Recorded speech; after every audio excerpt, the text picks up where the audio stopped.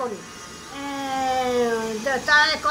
তার বউ বউ ছেলে মেয়ে নিয়ে সব নিয়ে এই সিঁড়িতে উঠছে। আমি বলছি কে কে কে? কেউ যে আমরা কী বলে থাকবো, বলে কে বলেছে থাকবো? বলে যে আমার ছোটো ছেলে পড়েছে, আমরা এখানে। আমার সে কি? তখন আমি চিৎকার করে উঠতে, ছোটো বড়ো ছেলে নিচে ছিল, ও উপরে উঠে আসলো। এসে তারপরে ও অনেক কথা বুঝিয়ে সুঝিয়ে তাদেরকে বের করে দিল। থানায় খবর দেওয়া হলো, ওরা আসলো। এসে পুলিশ বললো তালা খুলে দিন, তালা খুলে দিন। তা তারপরে বলে টলে ওকে দিয়ে তালা খুলে দিয়ে চলে গেল।